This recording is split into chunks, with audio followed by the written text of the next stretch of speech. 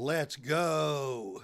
Good evening, ladies and gentlemen, and welcome to Heartland Championship Wrestling. My name is Dave Little, and we are coming to you live from the Dave Cave with a Heartland YouTube production event. It is a hype show. It is Sunday night, March the 15th, 2026, and we are coming to you from All My Rage, Heartland Havoc 133 in Chicago. Chicago, the hometown of Smashing Pumpkins, brings to you the theme song for tonight's pay-per-view, as we have got a huge show in line for you tonight. Neely Bob, first in line at the turnstile. The number one fan of the Heartland is in the house. Thank you for coming out tonight. Our main event will be for the NWA World Heavyweight Championship, as Buddy Rogers takes on former world champion Kevin Steen in his title defense. Barbara 113 joining us here tonight as well. Also on the line tonight, NWA World Tag Team Championship, the Midnight Express defend against a formidable duo of Nick Bockwinkel and Ray the Crippler Stevens. And in the steel cage, the Heartland Ladies Championship will be on the line as two bitter rivals come face to face in the steel, as Portia PEREZ, your reigning and defending Heartland Ladies Champion, deals with the challenge of the juggernaut Jordynne Grace. Neely Bob is bringing the Velvet Posse, probably Larry Zbyszko. And who else would be with the Velvet Posse tonight? I can't wait to find out. Quite possibly Ashley Lane, who expressed her displeasure when her title was not recognized on the highlight reel this week. So she may have some things to say here in the Heartland, and we'll see who else turns up from the Velvet Posse. Never a dull moment when the Velvet Posse is here. And Derek Bauman is here. Speaking of never a dull moment, welcome to you, Derek. We are ready to get things rolling. 8 big matches tonight. So sit back, relax, grab yourself a cold one, enjoy the show. We are here in the Dave Cave in Madison, Wisconsin. A blizzard is on its way. Talked to a friend over in Eau Claire, Wisconsin, just a couple hours west of here. They've already gotten about 13 inches out in Eau Claire, so who knows what we will have headed this way. Jim Lawrence, hello to you, my friend. It was a bittersweet pleasure talking to you, Jim, about the events at OVW this week. Thank you for all of the great opinions that you have expressed about those events, and thank you for all of your high level of engagement in the wrestling business. Gosh, didn't even get the dice set up before we got started tonight. But our opening match, we're going right to a title match in our opening bout of the evening. The following contest is scheduled for one fall to a finish with no time limit and no disqualification. This is for the Mistress of Mayhem Championship. Introducing first the challenger. She hails from the Andromeda Galaxy with a weight measured as indefinite. This is KRIS Statlander. And her opponent is your reigning and defending Mistress of Mayhem in Heartland Ladies Wrestling out of Richmond, Virginia. She stands at 5'4", weighs 124 pounds. This is Mickie James. So Mickie James, your Heartland Mistress of Mayhem. She is not one that brings a lot of violence to her title defenses. She has won most of her defenses with her wrestling abilities. She has been known to play a lot of psychological games in the ring, and that has helped her to hold on to her Mistress of Mayhem championship. But she's got a big test in store tonight in KRIS Statlander. And as they come together in the ring, it is Mickie taking over with a series of rapid-fire forearms. KRIS Statlander standing her ground, and Statlander with a leg sweep takes Mickie down to the canvas. Mickie gets to her feet, and Statlander out of nowhere with a Pele kick nails Mickie upside the head. Goes for the cover, and Mickie forced to kick out quickly. KRIS Statlander going for broke here. What's she going to do now? She is going to go with the Blue Thunder Bomb, and Mickie James hits hard. Both ladies getting to their feet.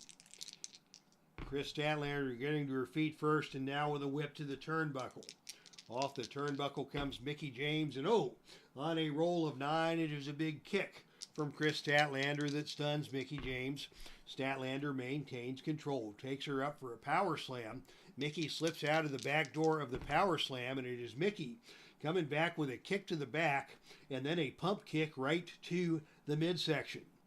KRIS Statlander staggered by that move. Nice reversal by Mickie James. And Mickie now comes back and tries to roll KRIS Statlander over into a single-legged crab hold. KRIS able to power her way out of that one. And as KRIS gets to her feet, she picks up Mickie James and slams her into the corner with a big buckle bomb. Once again, Statlander going for the cover. And once again, Mickie James forced to kick out. Statlander by far the stronger of the ladies in this match. And she is proving her power against Mickie so far here tonight. And now it is out of the ring we go.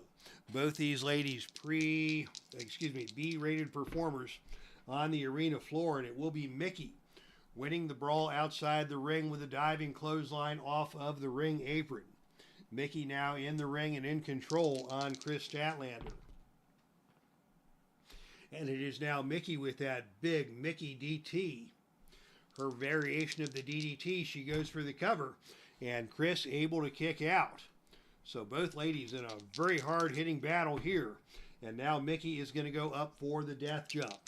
Death jump coming up from Mickie James, and on a roll of 7, it is Mickie coming off the top turnbuckle with a double axe handle onto the head of KRIS Statlander. Mickie follows that up with a last rodeo tornado DDT, and KRIS Statlander is down.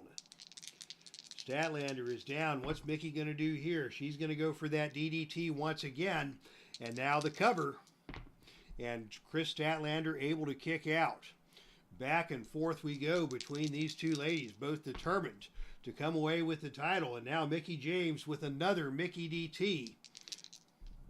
That should be 2 points of fatigue on Statlander as Mickie hits the Mickie DT.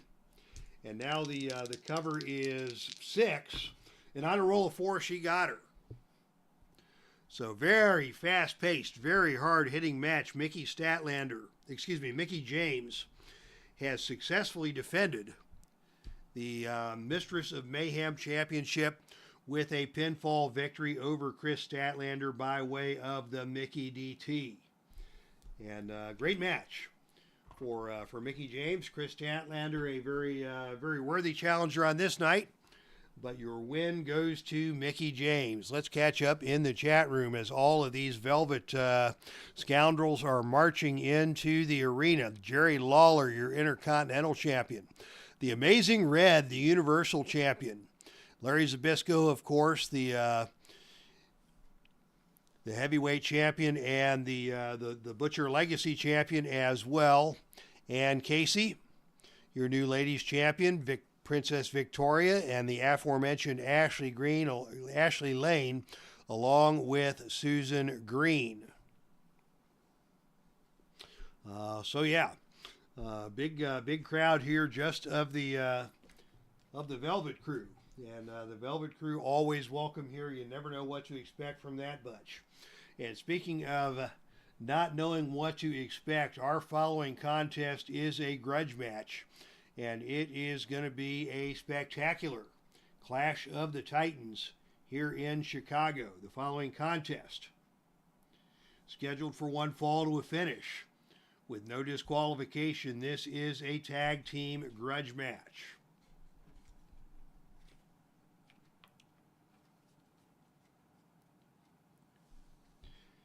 Introducing first, team number 1.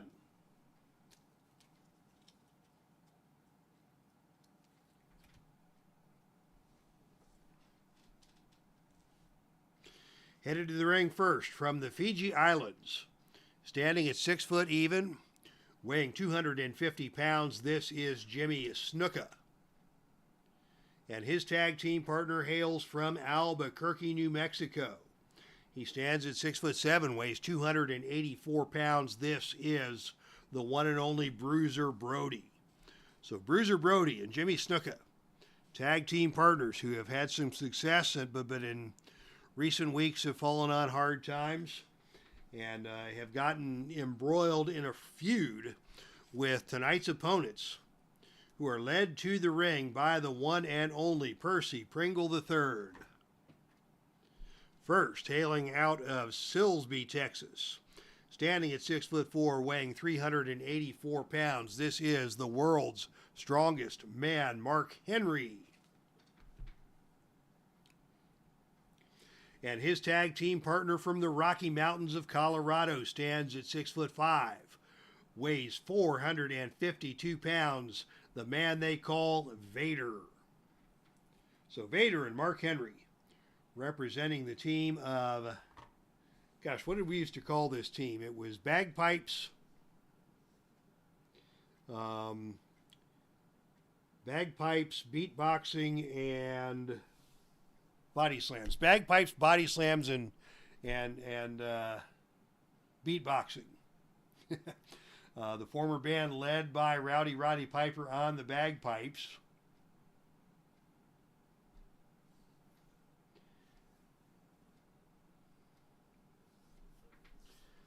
Mark Henry was the accordion player for that band. Big Van Vader was your vocalist, and Percy Pringle was the beatboxer. It's been a while since we've seen a performance from that squad, but they have stayed together from the wrestling standpoint, and they are here tonight to go to war with Bruiser Brody and Jimmy SNUKA, and this ought to be a battle. Grudge match dice in play, as Mark Henry will start things off against Bruiser Brody. As the arena falls silent, these two big men come together, and it is Mark Henry who will start things off, just shoving Bruiser Brody backwards against the turnbuckle. Very few men can overpower Bruiser Brody, but Mark Henry just drove Bruiser Brody back first into the turnbuckle. Brody goes down, and Mark Henry now just puts a foot on the chest of Bruiser Brody and stands on him. Bruiser Brody at 6'7", 284, being treated like a midget by the massive Mark Henry, who continues to stand on his opponent. Finally, Brody able to get to his feet, and he is not looking very happy about this turn of events. He hits Mark Henry with a knife-edge chop, and Mark Henry is going nowhere. He stands his ground. Mark Henry fires right back with a double forearm hammer, and Bruiser Brody stands his ground. Toe-to-toe these men go, eye to eye, neither man giving an inch.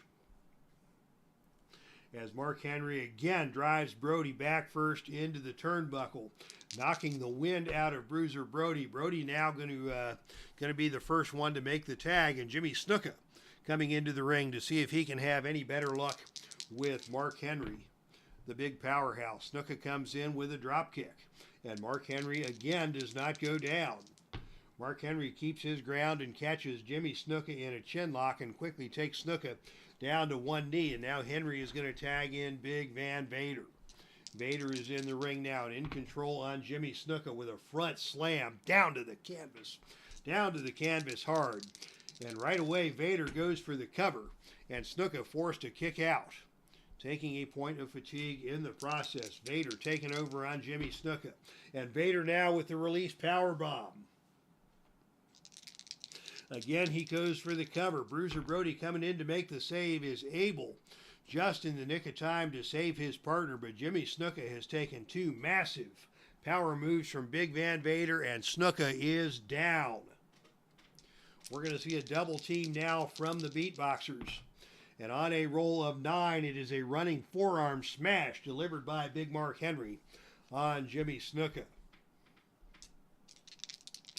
Snuka still down. Henry in control now, and he's going to stand on Jimmy Snuka, just like he stood on Bruiser Brody. That doesn't do a lot of damage, but it is humiliating for these guys to have Mark Henry just standing on him like that. And now, here's Mark Henry with a big headbutt right between the eyes of Jimmy Snuka. Snuka slowly staggering to his feet. His bell has been rung as Mark Henry again catches him in that chin lock and now tags back into Big Van Vader. Vader coming in control on Jimmy Snuka and with a whip into the turnbuckle. Off the turnbuckle comes Snuka, and now Snuka is going to grab the arm of Vader and reverse that, sending Vader into the turnbuckle. And Vader comes off the turnbuckle and both men collide in the center of the ring. Jimmy Snuka with a flying headbutt against Vader's big double arm smash. And it's Snuka getting the better of that encounter. And Vader is down, and Snuka now is in control.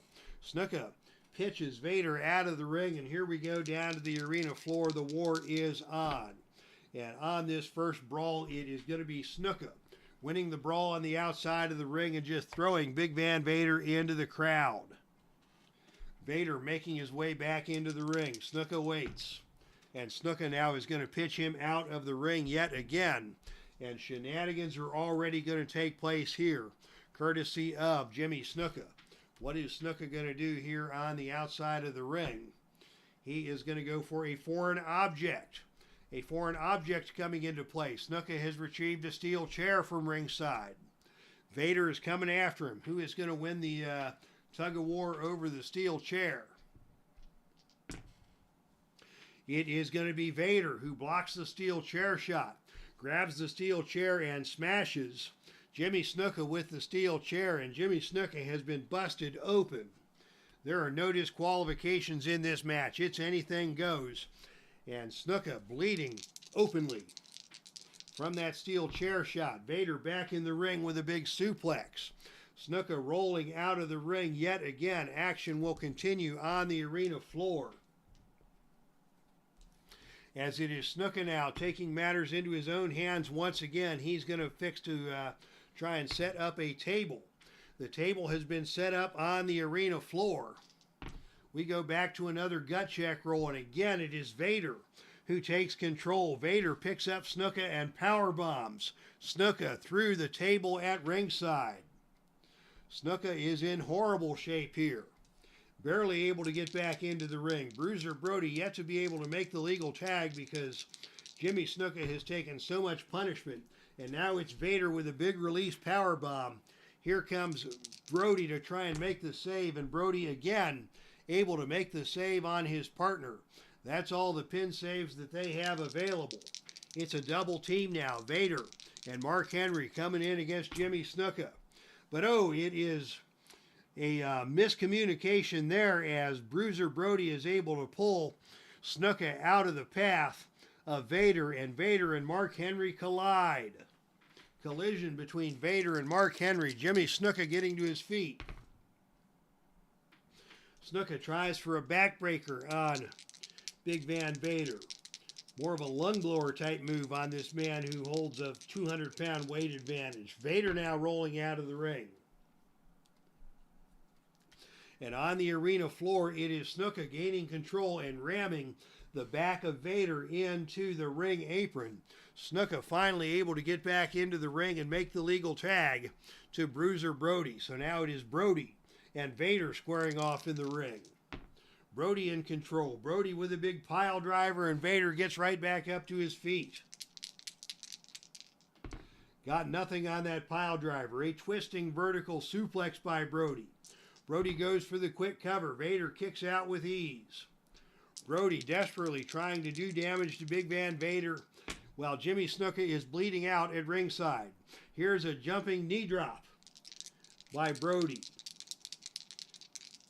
Mark Henry comes into the ring. He's not able to interrupt the pinfall, and Vader able to kick out. Vader now in trouble at the hands of Bruiser Brody. Bruiser Brody now with a running leg drop. Percy Pringle III is going to get involved after that big leg drop. Percy Pringle III pulls the referee out of the ring. Percy's wrestler uses the distraction to attack the opponent and to gain control. Percy's wrestler rolls on level 3 offense. So VADER took that big jumping knee drop, but before Brody could count the pin, Percy Pringle pulled VADER out of the ring, or pulled Brody out of the ring, and that gave VADER the opportunity to take control. And out of the ring we go again on the arena floor. This time it is Big Van Vader winning the brawl and dropping Brody face first, throat first, across the steel security railing. VADER now back in the ring. Brody coming into the ring. VADER with a big VADER bomb. He goes for the cover. Brody kicks out. Now it's a double team opportunity for VADER and Henry. And this time it is a deadly elbow smash delivered by Mark Henry. Henry now in control against Bruiser Brody. Henry with a whip to the ropes. Off the ropes comes Brody, and on a roll of 7, Henry nails Bruiser Brody with a running back elbow. Brody is stunned. Henry stays on him now. Whip to the turnbuckle. And coming off the turnbuckle this time it is Brody who catches Henry with a skull-crushing, splitting, running lariat. And it is Henry who is staggered. Brody back on the offense. Hammer punches. Henry firing back with a backbreaker across the knee. Brody slow to get to his feet. Henry stays on him, and once again Henry is standing on his opponent. Henry follows that up with another whip to the turnbuckle.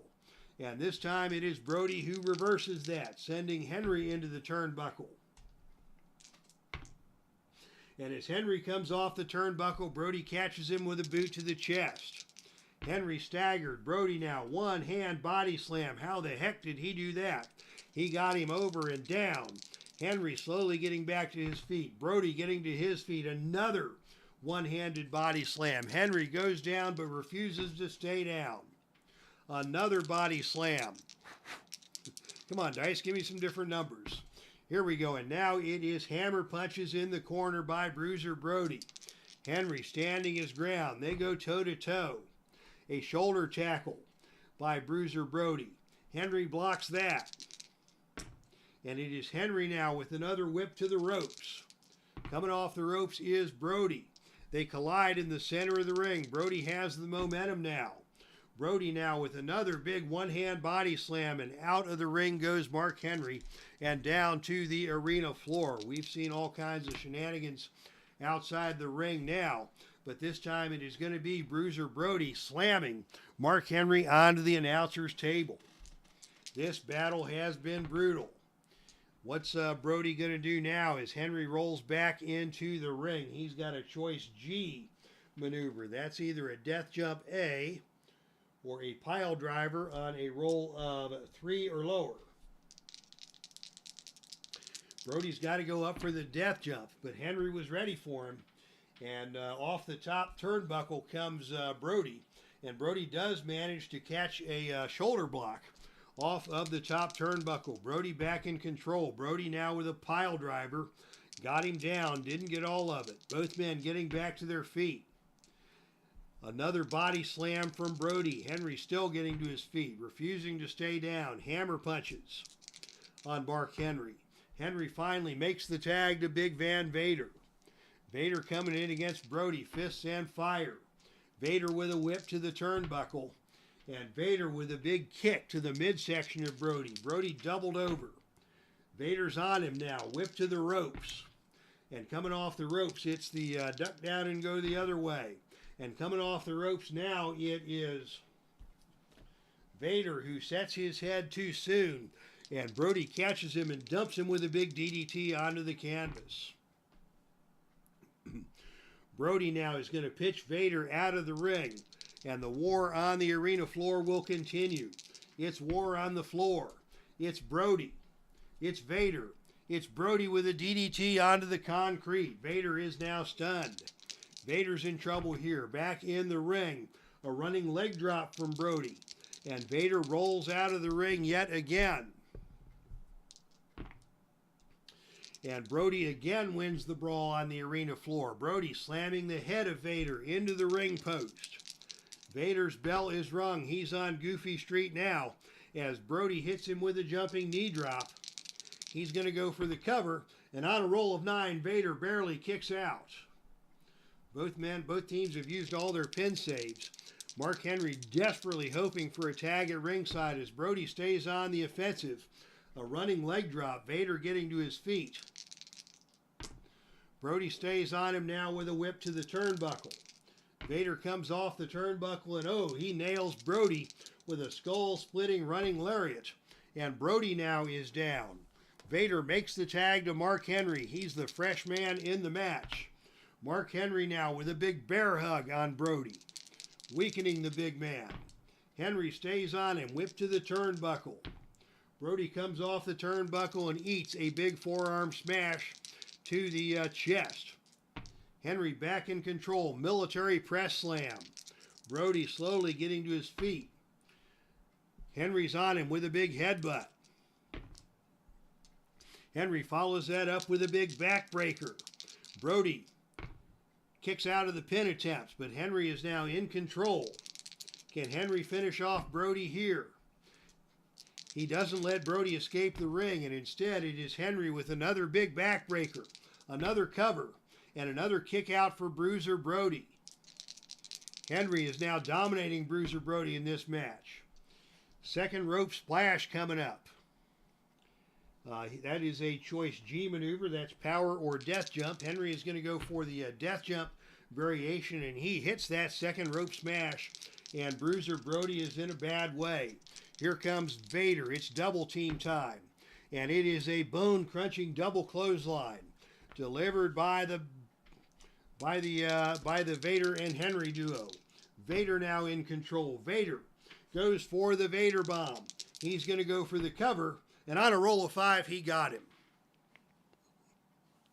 What a brutal, brutal war we have just witnessed here in Chicago, as all 4 of these men went at it tooth and nail before Big Van Vader with the Vader bomb defeated Bruiser Brody after a long and bruising match. Steel chairs were involved, tables were involved. Jimmy Snuka busted wide open and barely able to stay on the ring apron. And it was Bruiser Brody who carried the load for his team from that point forward. He did the best he could, but the combined efforts of Vader and Mark Henry were enough to wear Bruiser Brody down and set him up for the finish.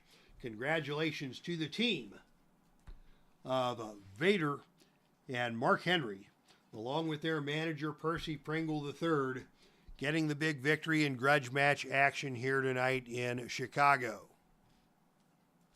Dave Gardner now with us. Dave, great to see you, my friend. Welcome to the chat room. Had a great time with Dave on his podcast on Monday night this week, talking about basketball and hockey. But surprisingly enough, Dave was the one talking about the basketball, and I was the one talking about the hockey. It was role reversal night on the Digital to Dice podcast on Monday, and a good time was had by all.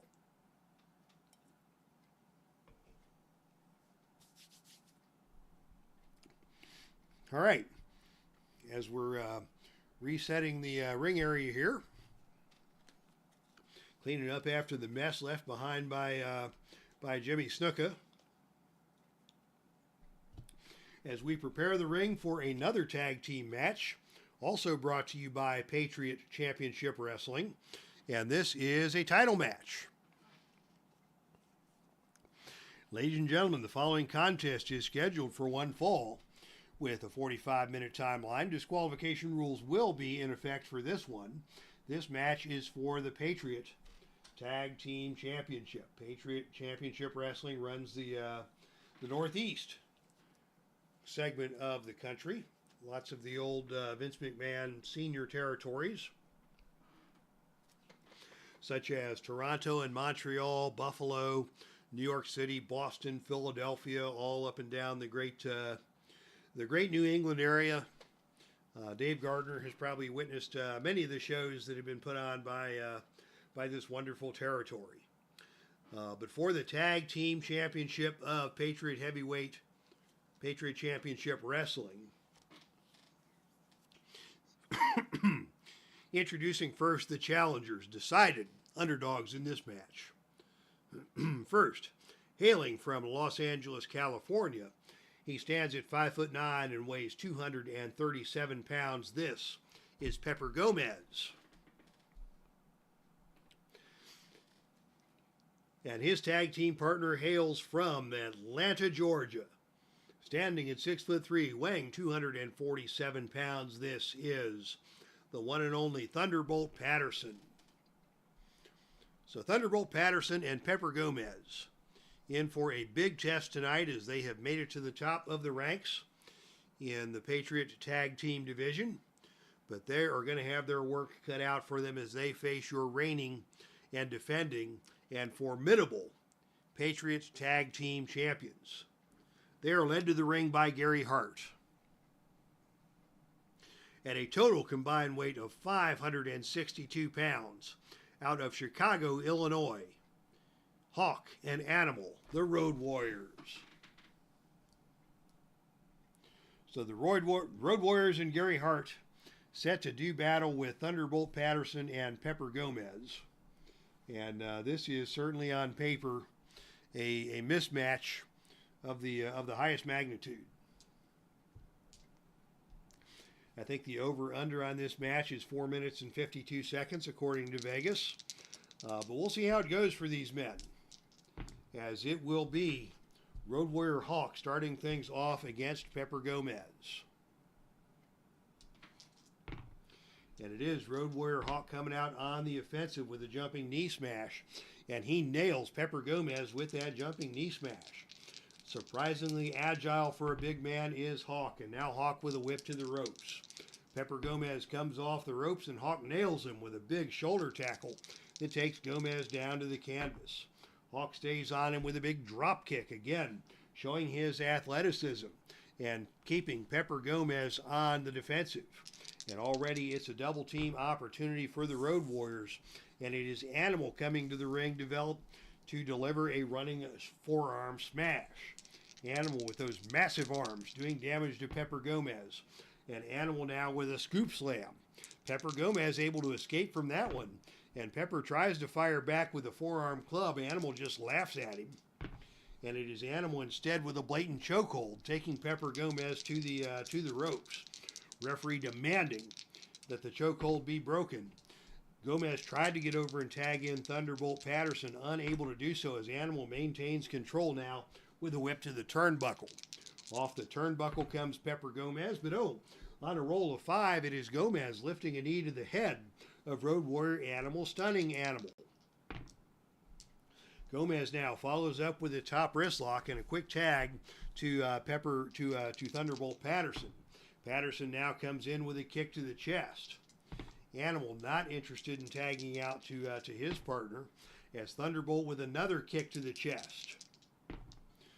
And Thunderbolt keeping on the offensive with a right uppercut, Animal unfazed.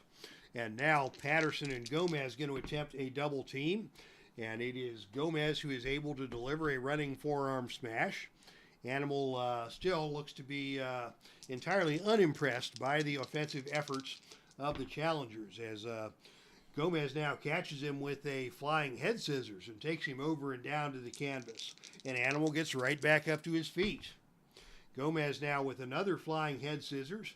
This time Animal goes down, still not able to tag in Hawk as Gomez maintains control. And Gomez now with a whip to the turnbuckle. Off the turnbuckle comes Animal, and Animal's going to reverse that and send that whip back into to Gomez. And as Gomez comes off the turnbuckle, it is Animal who catches him with a big kick. Tag now to Road Warrior Hawk. Hawk coming in to work on Pepper Gomez with a whip to the ropes. Gomez comes off the ropes, and Hawk sets his head too soon. Gomez catches him and dumps him with a DDT. Gomez now in control. Gomez going to attempt his stomach claw. But with a man who has abs like the Hawk, the stomach claw is not going to force a submission by any stretch of the imagination. Gomez follows that up with a wind-up punch to the stomach. He goes for a quick cover, and Hawk kicks out with ease. But Gomez and Patterson acquitting themselves nicely so far in this match. And now Gomez continues to apply that stomach claw. And he is going to tag back into Thunderbolt Patterson. Thunderbolt Patterson now comes in and a two-fingered poke to the eyes. That is not very nice, very impolite behavior by Thunderbolt Patterson. And Hawk is going to take exception to that. And it is Hawk with a big drop kick that sends Thunderbolt Patterson staggering. Both men getting to their feet. They come together in the center of the ring. Thunderbolt Patterson with some boxing jabs. They do not have any impact on Hawk whatsoever, as Hawk hits him with another drop kick. And now it is another meeting in the center of the ring. And Thunderbolt Patterson attempting a hip toss cannot get him over. And Hawk blocks that, and Hawk comes back instead with a big vertical suplex, and Thunderbolt Patterson is down. Down goes Thunderbolt. Hawk now in control, and they are going to go for their Doomsday device. This is a +4 finisher. So can Pepper Gomez intercept this? He cannot. Thunderbolt Patterson eats the Doomsday device, and on a roll of 3, they got him. So maybe slightly more competitive than we may have expected. But it is Road Warrior Hawk with the pinfall victory over Thunderbolt Patterson with the Doomsday device. Good morning, good afternoon, good night. Thanks for coming. So it was action-packed there for a couple of minutes. But much to the surprise of no one, your winners and still Patriot Tag Team Champions Hawk and Animal, the Road Warriors. Boy, the Road Warriors have dominated Patriot Wrestling. They have not been able to, they put aside any and all challengers to their titles, but they were unsuccessful going after the Midnight Express. So they're kind of stuck in limbo there. But they were not able to defeat the Midnight Express, and the Midnight Express continue to hold your world titles.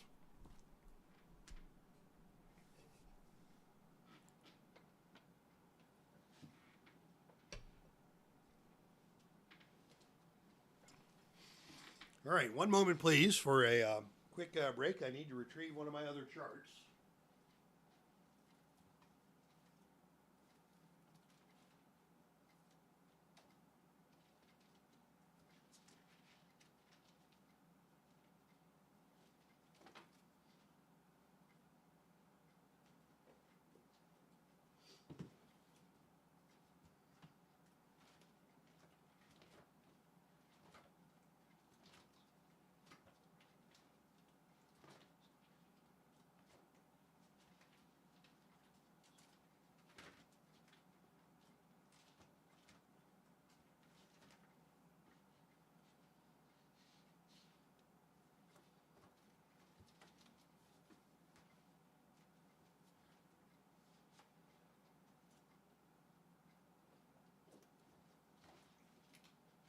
Found it.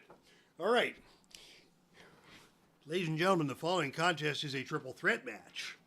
And this has been a very volatile situation between three very volatile competitors. So volatile, in fact, that I'm even going to need additional dice to conduct this match. My apologies for not having my act together here to get this match started.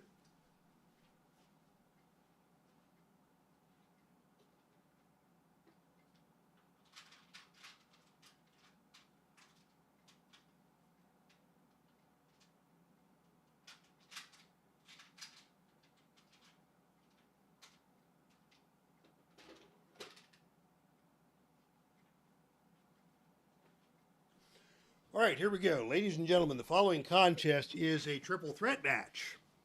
And this match is for the Butcher Legacy Ladies Championship. This is the interpromotional championship that has just been decided in a tournament. I've decided this week that interpromotional is a big long word and it's hard to say. And so we're dropping that name or that word from the name of this title. It's simply going to be the Butcher Legacy Championship and the Butcher Legacy Ladies Championship. Larry Zbyszko, your Butcher Legacy champion on the men's side, is here in the arena with us today. And it is an honor to have Mr. Zbyszko with us as part of the Velvet contingent. Zbyszko winning the tournament and already successfully defending that title in Velvet Wrestling. Tonight will be the first title defense of the Butcher Legacy Ladies Championship. And this developed from a controversial situation that happened earlier this week in Cincinnati.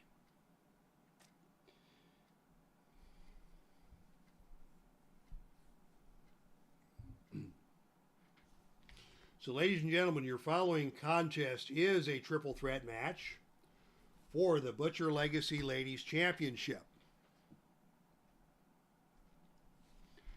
There will be no disqualification. There will be no time limit. This match will be one fall as Dufferman joins us. Introducing first, challenger number 1 out of Tijuana, Mexico. She stands at 5'3". She weighs 119 pounds. This is Thunder Rosa. Challenger number 2 hails from Vienna, Austria. Standing at 5'1" and weighing 52 kilos.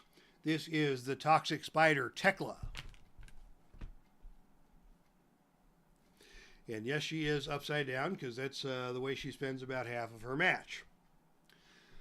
And now your defending and reigning Butcher Legacy Ladies Champion out of Pearl City, Hawaii, standing at 5'7", weighing 162 pounds. This is Leilani Kai. So Leilani Kai was challenged initially by Thunder Rosa for this opportunity at the championship, but THEKLA got involved. It was Leilani Kai with a controversial victory over THEKLA in the tournament, and Thunder Rosa had intervened in that match, and THEKLA was not happy with Thunder Rosa.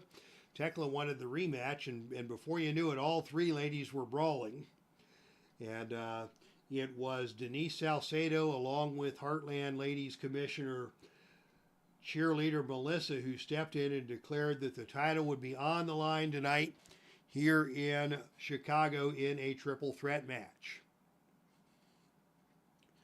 I will not attempt to explain my triple threat match rules blow by blow, but I have a triple threat match and chart, and the way this works is that one wrestler will be on the offensive, one wrestler will be on the defensive, and the third wrestler will have the option to intervene after each move, and the ladies will switch places, allegiances will be switched, and we'll have all kinds of interesting possibilities. Captain Carl 8230 joining us here tonight as well. Welcome, Captain Carl, and Dufferman as well. But basically how this works is that there will be a red die, a yellow die, and the blue die. And we will always read them in that order. Red will be the offensive move. Blue will be the defensive, white will be the defensive move. And blue will be the response of the third wrestler. This is not correlated with the fact that the ladies are represented by red, white, and blue fatigue counters. Although if we do need to roll an initiative type move for all three wrestlers, then all three dice will be used correspondingly, and that's how we will start things off. And it is Thunder Rosa getting the initiative over both Leilani Kai and THEKLA. And so when you've got the high roll here and the two low rolls, that is the double noggin knocker. So it is words being exchanged in the ring, and it is Thunder Rosa grabbing both THEKLA and Leilani Kai by the noggins and bashing them noggin against noggin.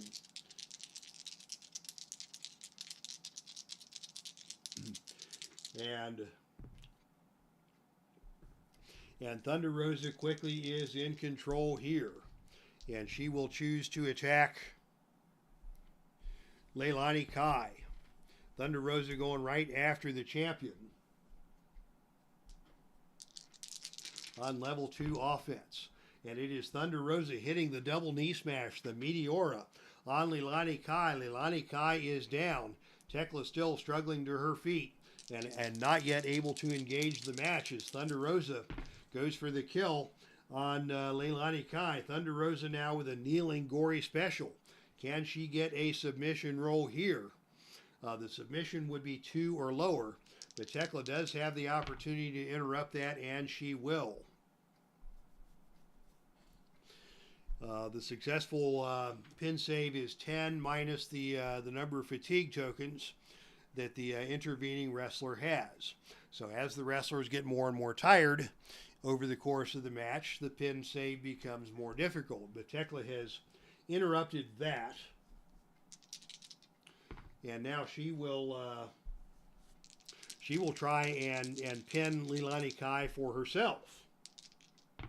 And Leilani Kai is not pinned, but she does take a point of fatigue as THEKLA now has taken control, throwing Thunder Rosa off of Leilani Kai, trying to steal the pinfall. And now it is THEKLA in control with a 619. And again, Leilani Kai is stunned. Thunder Rosa still trying to get to her feet as THEKLA takes control. And it is THEKLA now hitting a drop kick. And Leilani Kai dodges the drop kick. And THEKLA hits the canvas and misses everything.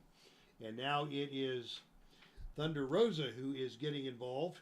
And Thunder Rosa now is coming after THEKLA. Leilani Kai got out of the way of that drop kick. Thunder Rosa coming after THEKLA. And it is Thunder Rosa coming off the top rope with a Hurricane Rana onto THEKLA, taking THEKLA down to the mat. Thunder Rosa in control here with a tilt-a-whirl backbreaker. Keeping in control on THEKLA. Thunder Rosa now hits her again with that top rope Hurricane Rana. And now Leilani Kai is going to get involved. And she is going to come after Thunder Rosa, pulling Thunder Rosa off of THEKLA, and it is Leilani Kai with a hammerlock into a leg trip. And Thunder Rosa is going to be able to block that. And Thunder Rosa comes back instead with a chop to the chest. A big chop to the chest. Leilani Kai is stunned by that. Thunder Rosa keeps on the attack now with the Meteora. And Leilani Kai is going to leave the ring and go out down to the arena floor. Leilani Kai leaving the ring, and now THEKLA is going to attempt a diving smash on both wrestlers out of on the arena floor, and THEKLA has missed everything. THEKLA went for a dive, missed the dive. She's going to eat a point of fatigue for that. And for the next 5 moves, it's going to be just Leilani and Thunder Rosa. While THEKLA recovers from missing that suicide dive attempt out of the ring. So THEKLA is out of action for the next few moves. And as they come back into the ring, it is Thunder Rosa in control. And Thunder Rosa is going to go up for the death jump. Death jump coming up from Thunder Rosa. But on a roll of 3, that is Leilani Kai, who is able to roll through the jump, the death jump, and attempt a pin on Thunder Rosa. And Thunder Rosa able to kick out after the missed death jump attempt by Leilani Kai. But Leilani Kai is now in control. And it is Leilani Kai now who is going for the Boston Crab. Can she force the submission here? She got her. And just like that, Leilani Kai, with a Boston Crab submission, has defeated Thunder Rosa to successfully retain the Butcher Legacy Ladies Championship. So THEKLA went for broke early in the match, went for that flying death jump onto both opponents outside the ring, missed everything, crashed and burned, and before THEKLA could recover, in the ring it was Leilani Kai getting the best of Thunder Rosa, rolling her over into the Boston Crab and forcing the submission for the victory. Your winner, and still Butcher Legacy Ladies Champion is Leilani Kai. All right, and while we're here, we've got a lot of Filsinger Games promoters on the line. The Interpromotional Championship, the Butcher belt, is available to any Filsinger Games promoter who wants to get involved. So if you have a ladies wrestler who wants a shot at Leilani Kai and her championship, or if you have a male wrestler who wants a shot at Larry Zbyszko, say the word, leave a comment on this video, or hit me up on Facebook Messenger or on the Filsinger Games message page. And if you want to, and these are no disqualification matches, you can roll your own match. And the only limitation is that it is limited to official Filsinger Games releases. No bootleg cards, no Champions of the Galaxy cards permitted in these matches. But anybody who wants to get involved and take a shot at Leilani Kai or Larry Zbyszko and the Butcher Legacy Championships, just say the word. And this is all about creating a fun opportunity for everybody to get involved from every corner of the Filsinger Games universe. So yeah, and following that advertisement, we will now move on to our next match.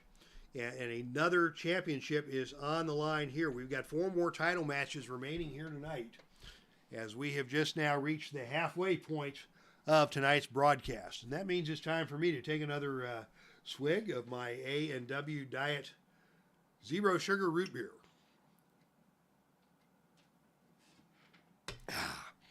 To keep the pipes loose for our next contest. Ladies and gentlemen, the following contest is scheduled for one fall with a 60-minute time limit. Disqualification rules will be in effect. This match is for the Patriot Heavyweight Championship. Introducing first the challenger. Standing at 5'9", weighing a sturdy 240 pounds, out of Amritsar, Punjab, India, this is the Great GAMA. And his opponent is your reigning and defending Patriot Heavyweight Champion out of Pittsburgh, Pennsylvania. He stands at 6'2". He weighs 237 pounds. This is the Olympic hero, Kurt Angle.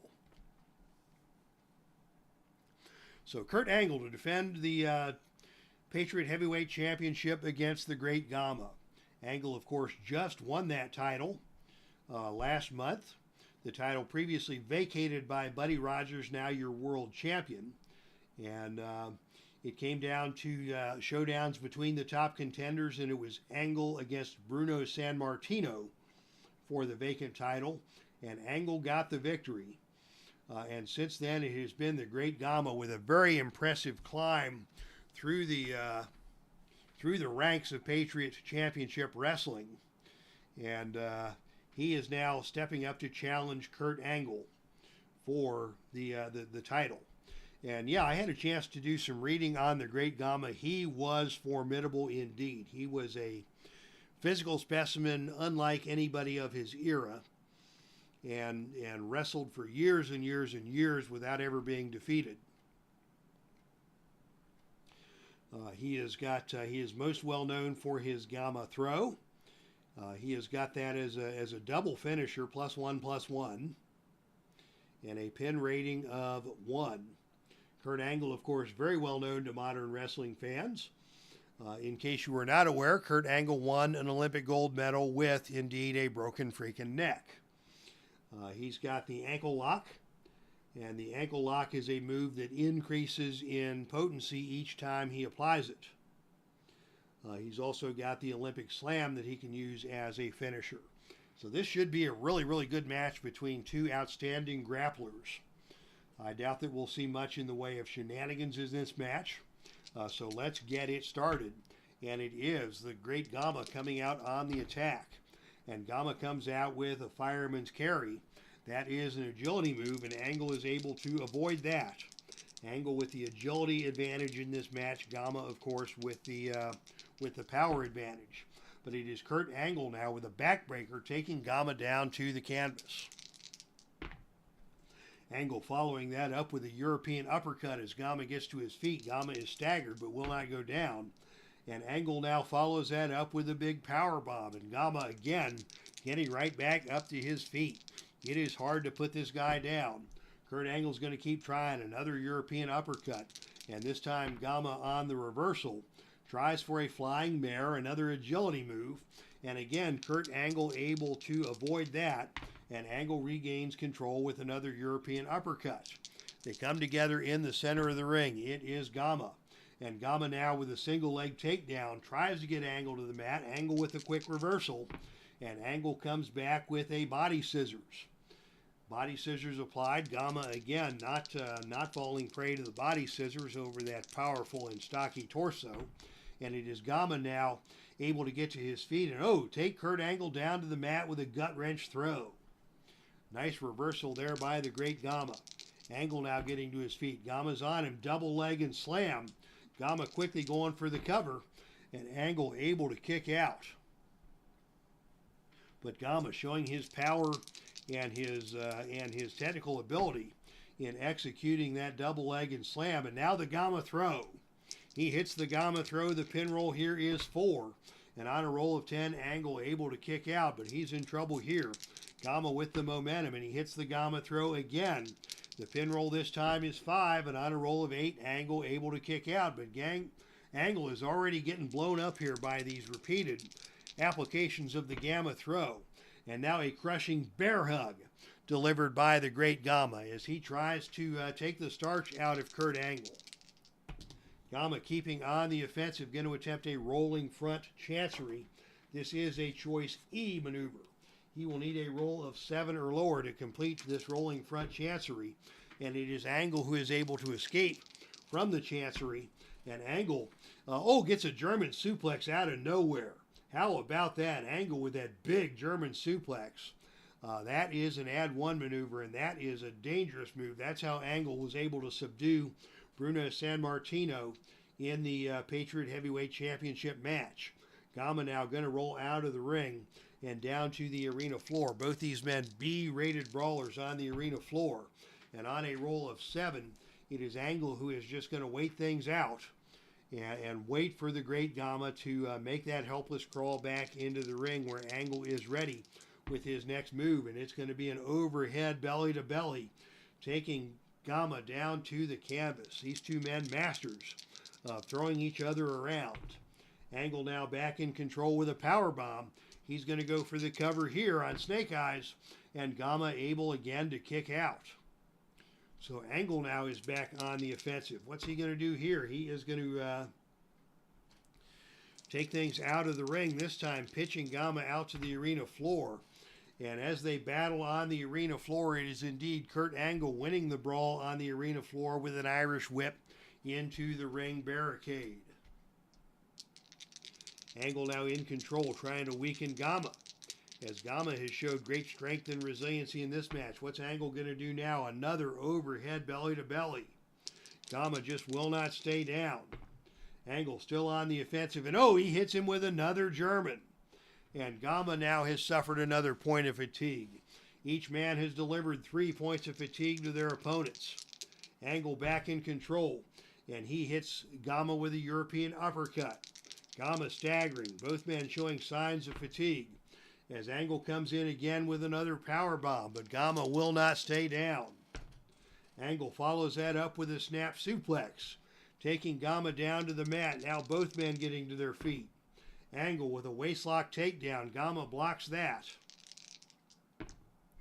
And instead it is GAMA scoring a single leg takedown to put Angle on his back. GAMA now, can he leverage this? Another double leg takedown, this one blocked by Angle. And Angle on the reversal catches a body scissors. GAMA getting back to his feet. They come together again in the center of the ring. Here's Angle with a whip to the turnbuckle. Off the turnbuckle comes GAMA, and on a roll of 4, it is Angle charging in with a running shoulder dive, but missing. And it is Angle who hits the ring post and tumbles out of the ring and down to the arena floor. On the arena floor we go again, and this time it is both men dueling it out. Angle has only a DQ of 4. GAMA only has a DQ of 3. So this one is going to be decided by the odd-even roll, and on a roll of 1, it is GAMA winning the brawl on the arena floor, driving the back of Kurt Angle into the ring apron. Great GAMA now in control, and again a crushing bear hug applied. Trying to take the starch out of Kurt Angle. GAMA stays on the attack, a double leg pickup and slam. He follows that up with another gut wrench throw, and this time it is Angle tumbling out of the ring for a breather. And it will be GAMA waiting for Angle to make that helpless crawl back into the ring. And as he comes back into the ring, GAMA catches him once again with that crushing bear hug.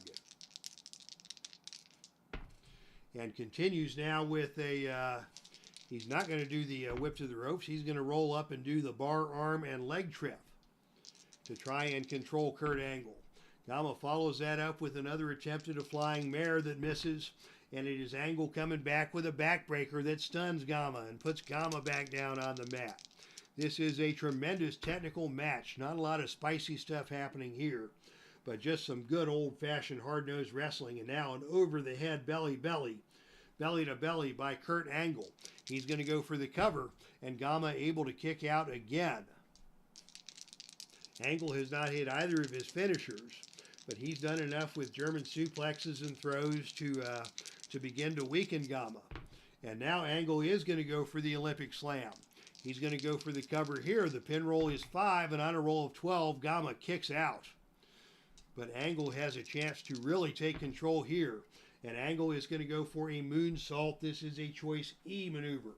He'll need a roll of 8 or lower to hit the moonsault. And on a roll of 10, GAMA dodges the moonsault.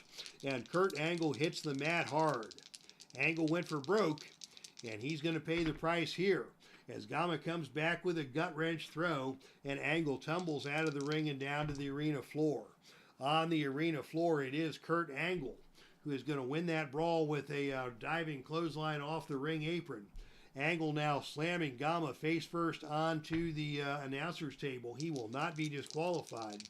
And as they come back into the center of the ring, Angle now is going to go for the ankle lock. The submission hold will be 6 or lower. And on a roll of 4, he got it. So after a very, very good technical matchup, probably one of the finest technical matches we have seen in the Heartland in quite some time, it is Angle getting your victory with the ankle lock. But it was really those German suplexes that did the damage to the great GAMA, and Angle able to catch the submission and successfully retain the Patriot Heavyweight Championship. So congratulations to both men on really an excellent match. That was fun to roll.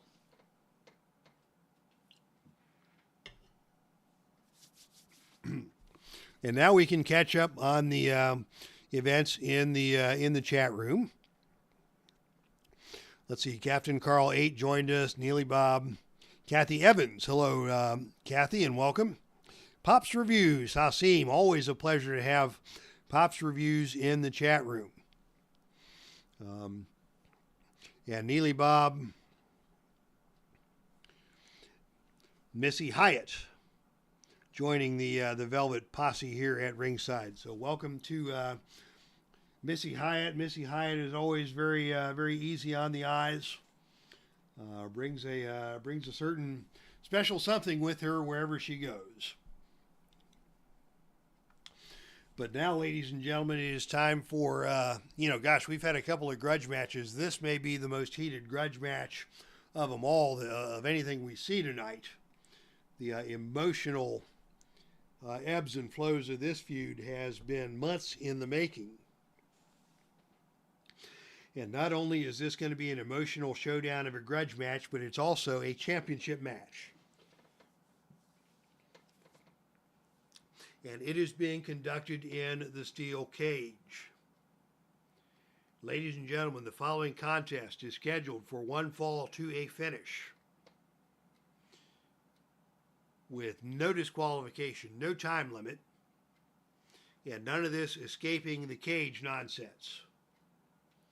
Whoever wins this match will be the last one to whoever gets the pin or submission will win this match.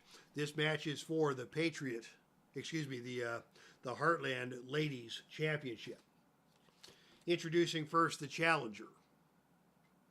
She is a former Heartland Ladies Champion and a former Wrestler of the Year in Heartland Ladies Wrestling. She hails from Austin, Texas. She stands at 5'2" and weighs 160 pounds. This is the Juggernaut, Jordynne Grace.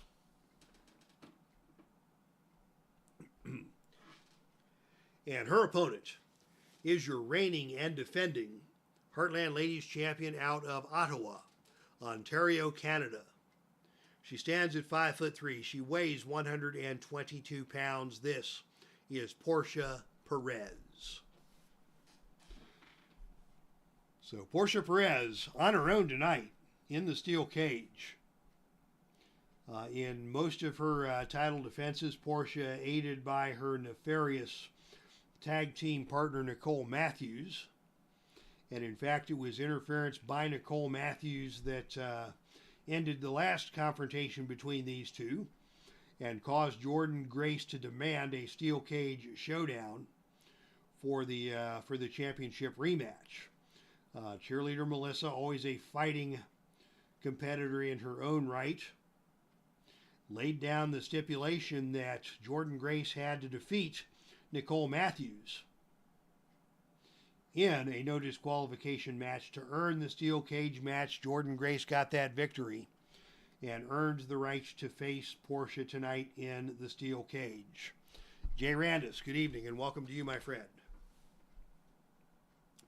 Jordynne Grace and Portia Perez.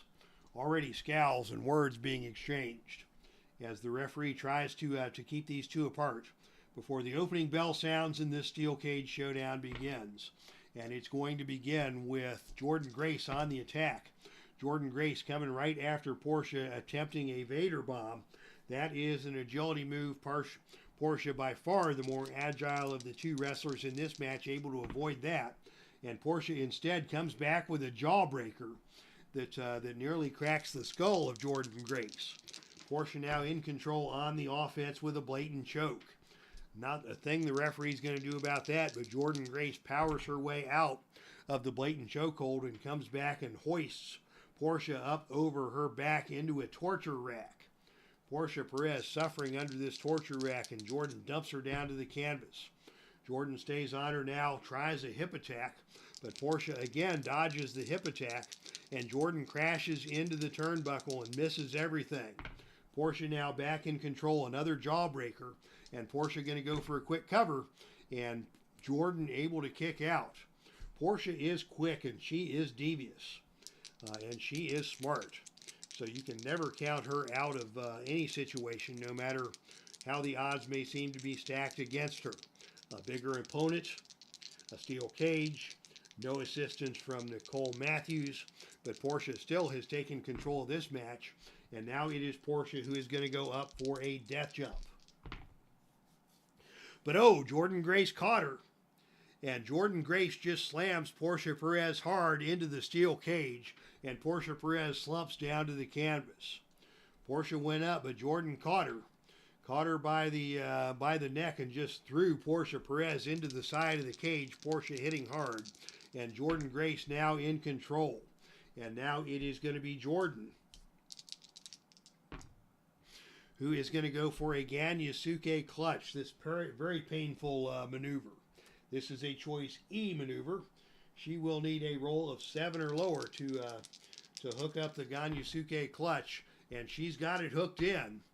And Portia not going to submit to that, but she is taking some damage here. Portia weakening as Jordynne takes control here. What's Jordynne going to do now? Jordynne with a big muscle buster. And Jordynne going for the cover. The pin roll here is 3, and on a roll of 11, Portia able to kick out. Both ladies now have taken a point of fatigue. Jordynne is in control. And Jordynne now with another muscle buster. And another pin attempt, forcing Portia to make yet another kick out. Jordynne exerting her power here. And now Jordynne is once again going to go for a hip attack, and again is going to miss the hip attack as Portia Perez able to avoid that move and get out of the way. And instead it is Portia firing back with a knee strike. A knee strike from Portia Perez. Jordynne Grace firing back. And now Jordynne is going to try that Ganyasuke clutch again. And again, she's got the Ganyasuke clutch in play. And again, Portia is weakening, but will not submit. Jordynne now has the advantage. Another muscle buster, and Portia is down. Another muscle buster, and Portia slowly trying to get up to her feet. Portia now gets her up in another attempt at the torture rack. And again, Portia able to come out the back door of this one. And Portia just hits a drop kick to the back of the head of Jordynne Grace and stuns Jordynne, putting Jordynne down on her hands and knees. Brilliant move there by Portia Perez.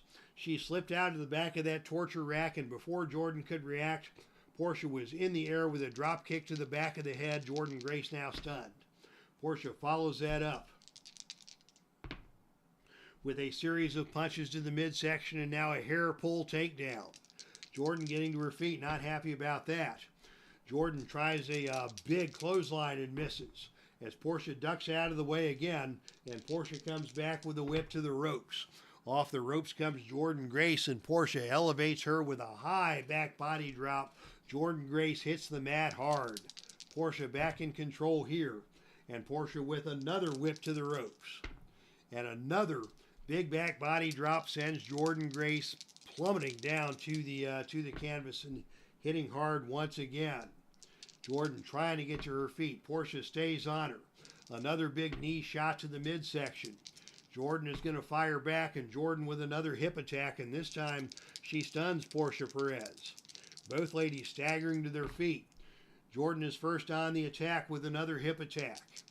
Portia is staggered. Jordynne comes at her again, trying to get her up, and this time does get her up into that torture rack. Portia's suffering, but finally able to slip out the back door of that. As the punishment continues from Jordynne. Jordynne with another attempt at a hip attack and another miss. Portia again dodging out of the way of that and coming back with a rake of the eyes.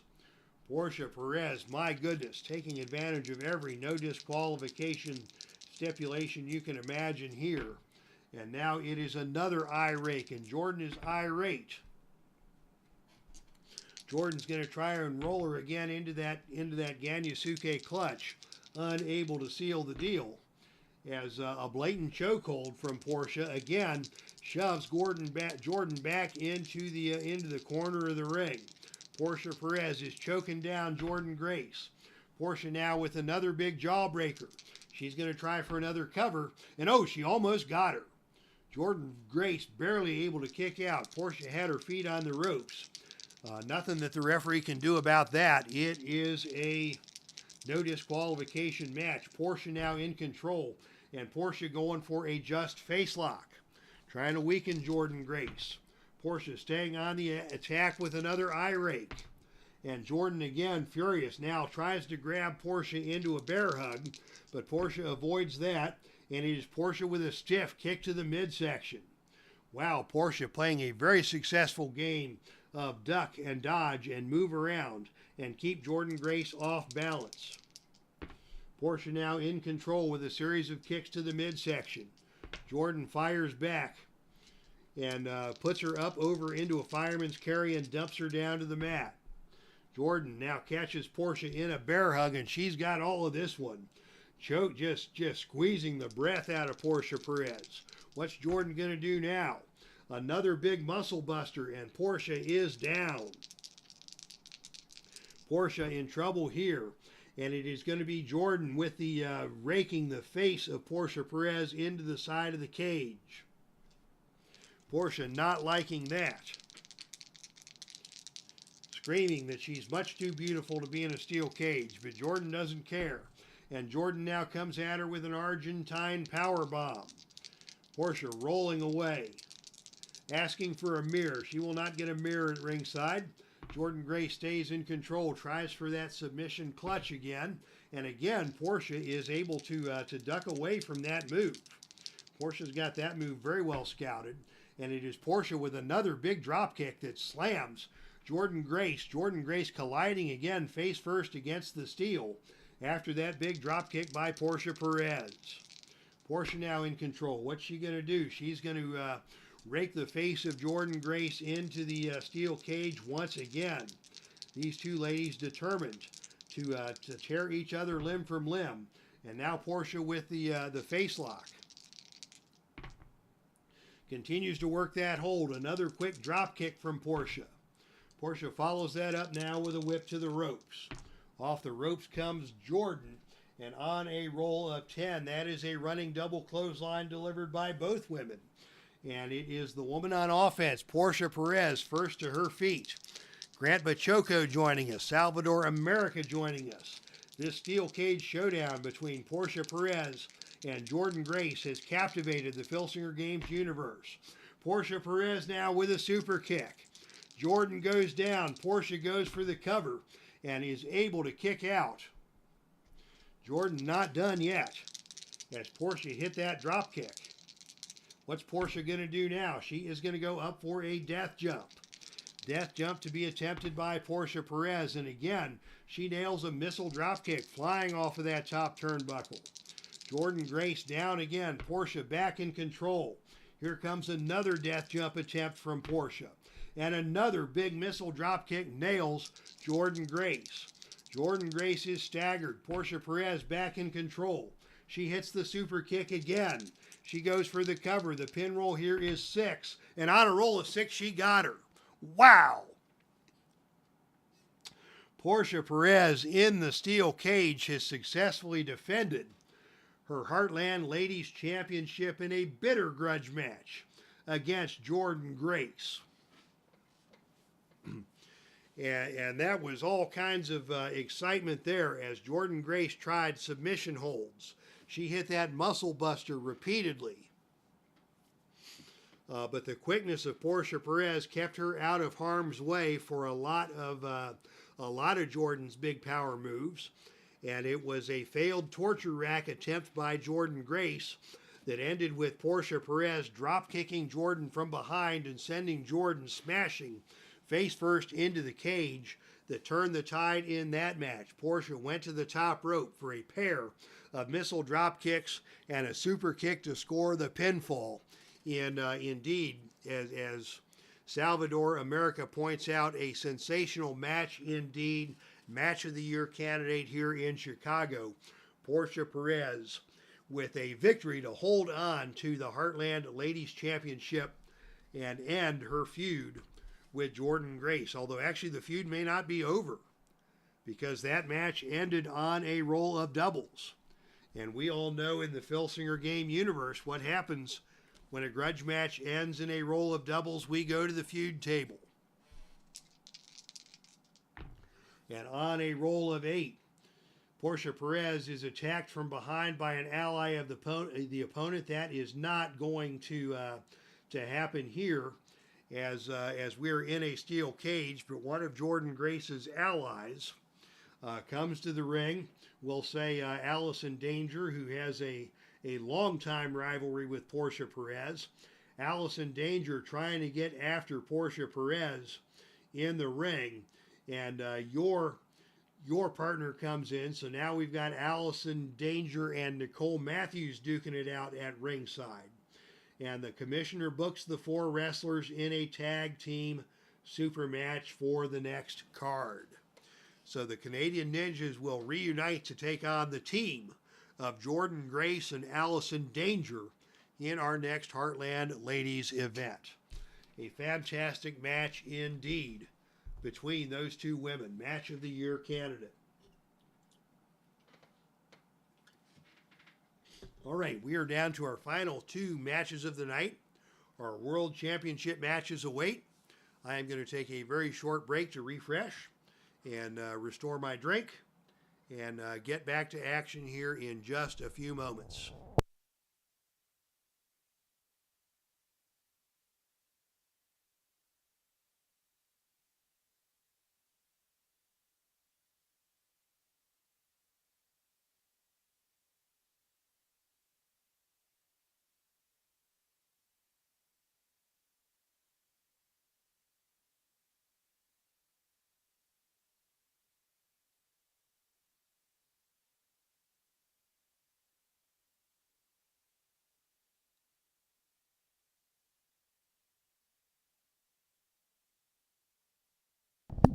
All right, ladies and gentlemen, we are back and we are ready for our next contest. The steel cage has been lifted off of the ring in dramatic fashion. And the ring is now prepared for the following contest, which is a NWA World Tag Team Championship bout. This match is scheduled for one fall with a 60-minute time limit. Disqualification rules will be in effect. Introducing first the challengers. First, hailing from San Francisco, California, standing at 5'10", weighing 230 pounds. This is Ray the Crippler Stevens. And his tag team partner hails from Beverly Hills, California, standing at 6'1", weighing 245 pounds. This is the one and only Nick Bockwinkel.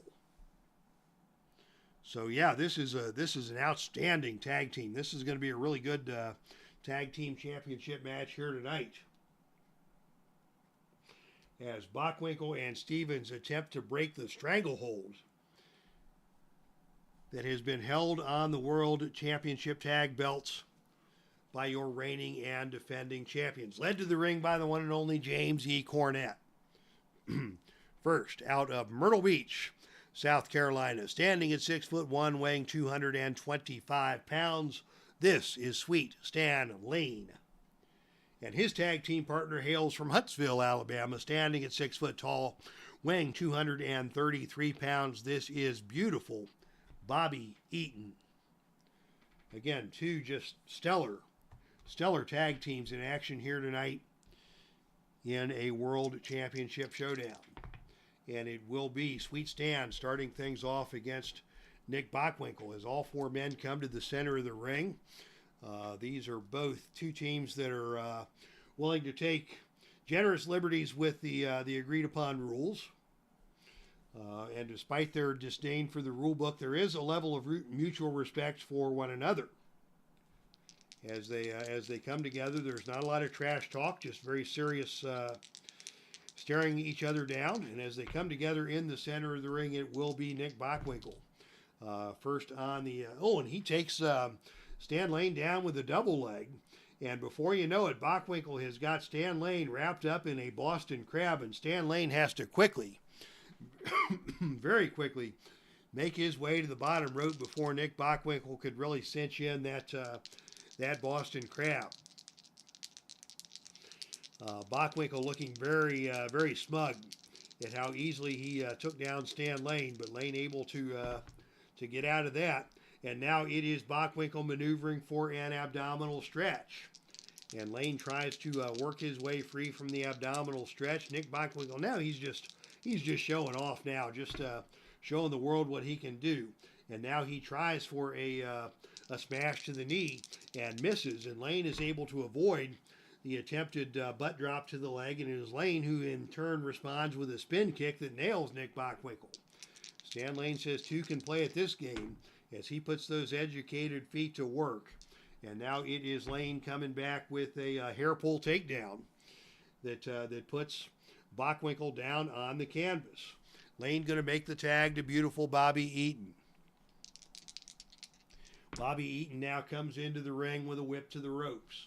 Off the ropes comes Nick Bockwinkel, and on a roll of 12, it is Bobby Eaton coming with a big slingshot shoulder smash into the gut of Nick Bockwinkel that puts Bockwinkel onto the canvas. A big move there by Bobby Eaton, putting the champions in control, and now it is going to be the Vegematic. This is a +3 finisher. The pin roll here is 5, and on a roll of 4, they may get him. Desperation pin save attempt by Ray Stevens just barely saves his man. So Bockwinkel very nearly eliminated by the Vegematic in the early stages of this match. As Eaton and Lane with that tag team prowess out of nowhere. Eaton now, they're going to go for the Vegematic again a second time. And now the pin roll is 6, so Ray Stevens has to use the pin save proactively, and again he catches the pin save. But the challengers are out of pin saves, and the Midnight Express is just getting started here. Talking about just showing off. Eaton and Lane have got their teamwork and their chemistry down to a T as they go for a double team move, and it is a bone-crunching double clothesline delivered by Eaton and Lane to Nick Bockwinkel. Bockwinkel still hurting as Lane now is in the ring and in control. Lane is going to go up for a death jump. Death jump coming from Sweet Stan Lane, and oh, now we have got a ref bump. Bockwinkel smartly pulls the referee into harm's way as Lane was coming off the top rope, collision taking place. The referee will be out of commission for the next 6 moves. For the next 6 moves, we have no referee. And it will be Nick Bockwinkel first to his feet, trying to make something happen as he pitches Stan Lane out of the ring and down to the arena floor. And on the arena floor, it is Bockwinkel taking the measure of Sweet Stan Lane with a backdrop onto the announcer's table. All 4 men mixing it up on the arena floor. Lane crawls back into the ring where Bockwinkel is waiting. And Bockwinkel now is going to choke Lane on the ropes. A choke on the ropes being administered by Nick Bockwinkel, and there ain't nobody here can stop him. Bockwinkel now pitches Lane out of the ring yet again. And yet again, it is Bockwinkel taking the measure of Lane on the arena floor with a running clothesline, putting Lane down on the concrete again. Jim Cornette is going to try something here as Lane is taking a pummeling, and there's no referee to stop him. Cornette distracts Nick Bockwinkel, and Lane goes to the eyes of Nick Bockwinkel on the arena floor. The referee didn't see it. And now Stan Lane is in the ring and in control. Stan Lane now teams up with Beautiful Bobby to pull off a double team drop toe hold and elbow smash. That is an add 1 move. And it is Bockwinkel absorbing another point of fatigue. The beating continues. Eaton now is legal, so to speak. Eaton is now in the ring. Whether or not he's legal remains to be seen, but Eaton is going to pitch Nick Bockwinkel out to the arena floor. And we are out of the ring yet again. And on a roll of 6, it is Eaton getting the best of Bockwinkel with an Irish whip into the barricade. Referee just starting to come around as Eaton goes up for the Vegematic yet again, and they nail it, and they got him down, but the referee is not yet able to count the pinfall. Bockwinkel is down. Bobby Eaton is now in control. Cornette is triumphant as Bobby Eaton now hits the Alabama Jam off the top rope. Bockwinkel desperately trying to get over. And finally, Bockwinkel is able to tag in Ray the Crippler Stevens. All kinds of chaos in this match. Ray Stevens now finally gets into the ring and in control. And he comes after Eaton with punches to the midsection.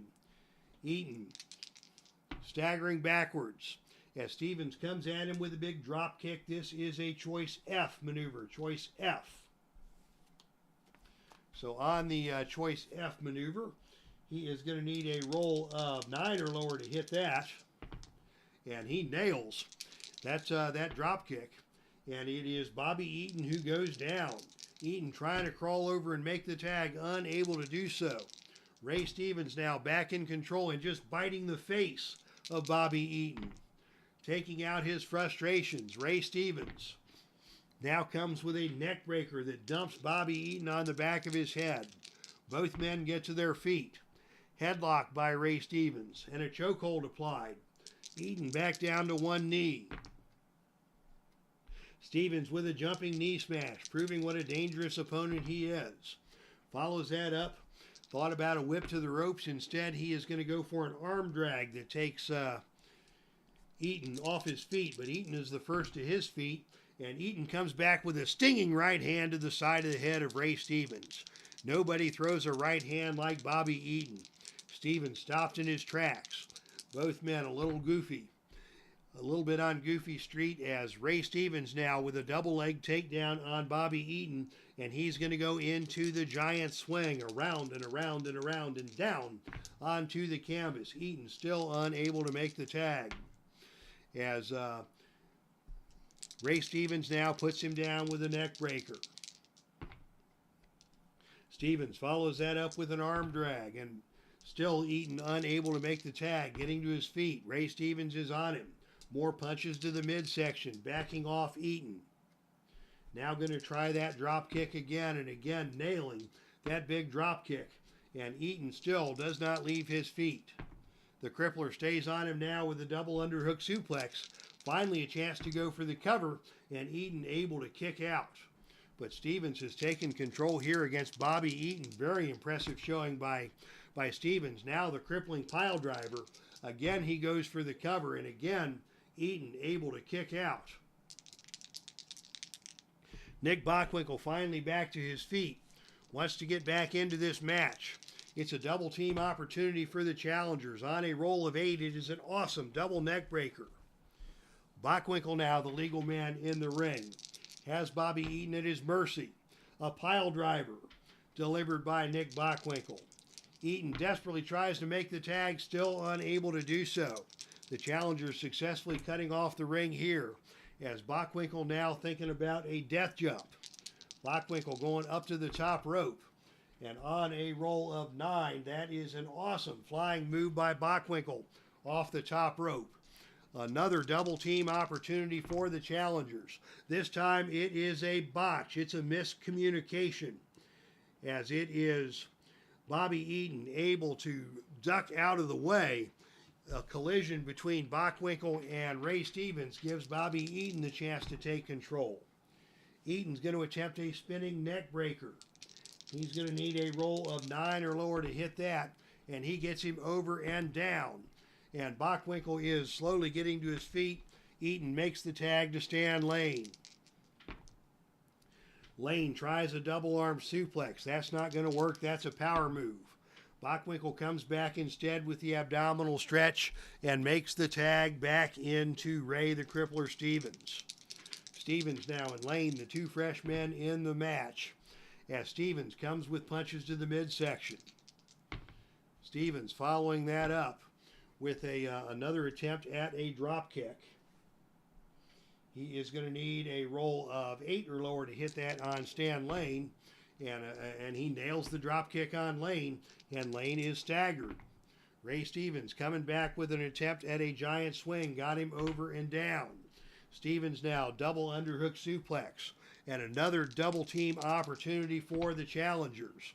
And again, it is Lane dodging the double team attempt, and another miscommunication puts Lane back in control against Ray Stevens. Lane with a whip to the turnbuckle. Coming off the turnbuckle, Stevens eats a big spin kick from Lane. Lane back in control. Lane with another spin kick. Stevens not able to make a tag.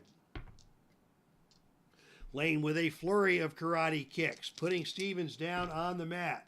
Still not able to make the tag. Lane with a chance to do some damage here. It's going to be the double team flapjack. A +1 finisher. And on a roll of 5, Stevens able to kick out. Eaton now the legal man in the ring. And Eaton is going to go for a slingshot backbreaker. Stevens still unable to kick out. Eaton follows that up with another slingshot backbreaker. Stevens slowly getting to his feet. Eaton's on him, spinning neck breaker to be attempted. He is going to need a roll of 8 or lower to hit that, and he got him over and down hard to the canvas on the back of his head. Eaton goes for the cover, and Stevens able to kick out. As the match continues, Bobby Eaton hits the Alabama Jam and another cover, and another kick out by Ray Stevens. Stevens now is gassed. Another double team opportunity for the Midnights, and it is a bone-crunching double clothesline. Lane now is in control. He's the legal man in the ring, and he connects with a Midnight Lariat. He goes for the cover, and on a roll of 11, Stevens able once again to kick out, and the match continues. But the Midnight Express now in the driver's seat. Another big midnight lariat delivered by Stan Lane. Ray Stevens rolling out of the ring and down to the arena floor in desperation. But on the arena floor, it is Stevens who is able to win the brawl and ram the back of Stan Lane into the ring apron. Stevens now in control. Stevens taking Lane out of the ring yet again. We'll not see shenanigans yet, but on the arena floor this time it's Stan Lane who wins the brawl and Irish whips Ray Stevens into the ring steps. Chance for the Midnights to do some damage here, possibly finish this off. Lane going to attempt a crawling headbutt. That is a 7 or lower. He'll need to hit that, and he hits the crawling headbutt. And Stevens is down, and finally Stevens able to make the tag to Nick Bockwinkel. Both Bockwinkel and Stevens have been through the wars. Bockwinkel coming in against Stan Lane, attempting a hip toss. It's blocked by Lane. Lane easily the faster of these two men. Lane thought about a whip to the ropes. Instead, he is going to go with an arm drag takedown. Bockwinkel gets quickly to his feet, attempts a hip toss. Lane gets back up to his feet. Bockwinkel comes at him again, whip to the turnbuckle. Off the turnbuckle comes Stan Lane, and oh, it's a big kick by Bockwinkel that stuns Stan Lane. Bockwinkel trying to get something going here with a big back suplex that puts Lane down onto the canvas. And now Bockwinkel is choking his man on the ropes. Referee putting on the count, 2, 3, 4, as the challengers do anything they can to try and take some of the gas out of the champions. Bockwinkel now with a big back suplex. Lane not able to make the tag. Bockwinkel with a chance to do some damage here. Another pile driver, but he didn't get all of that one. Lane getting to his feet. Bockwinkel getting to his feet. Bockwinkel going to attempt a drop kick. He will need 8 or lower to hit that. He does connect on the drop kick. Lane still on his feet as Bockwinkel comes at him now with another back suplex. Double team opportunity for the challengers. And this time they are able to connect with an awesome double neck breaker. That brings Stevens into the ring. Stevens is in control. And Stevens now with a bite to the face. And Lane not very happy about that. Lane fires back with a whip to the ropes. Coming off the ropes is Ray Stevens. It's the drop down, go the other way. And now a big backdrop by Stan Lane. Puts Stevens on his back. Lane now is going to bring in Eaton for a double team combination drop, toe hold, and elbow drop. That is an add one maneuver. And Ray Stevens now is going to leave the ring and roll out of the ring and down to the arena floor. On the arena floor, it is Stevens taking over on Stan Lane. And as they come back into the ring, it is Stevens going to continue his assault on the arena floor. And again, Stevens getting the best of Stan Lane on the arena floor with a pile driver to the ring steps. Lane in trouble now as they come back into the ring, and Stevens is going to just bite him in the face again. I don't know what he thinks he's going to accomplish with that. But Stevens now with a big body slam. Lane getting back to his feet. Not at all affected by that. Now it's a whip to the turnbuckle. And coming off the turnbuckle, it is Lane who grabs the arm of Stevens and reverses that whip to the turnbuckle. And instead, it is a big specialty move hit by both men. Lane will be first to his feet. Lane now with a chance for a finish. He is going to go up for a death jump. And on a roll of 6, he nails a missile dropkick off of the top rope. Lane and Eaton have been in control, but they just cannot finish the match here. The Midnight Lariat. Stevens is staggered, getting to his feet. Lane stays on him, and again, it's that double team. Add one move with the drop toe hold and the elbow smash to the back of the neck. Stevens desperate, but unable to make the tag. Stevens is on death's door here as a top rope elbow is delivered by Bobby Eaton. He's going to follow that up with the divorce court. Can Stevens make the tag? Finally, he makes the tag to Bockwinkel. Bockwinkel ain't in a whole lot of better shape than Stevens is. And Bockwinkel comes out and attempts an armbar. Eaton easily avoids that. And Eaton with the divorce cord on Bockwinkel, putting Bockwinkel down onto the canvas.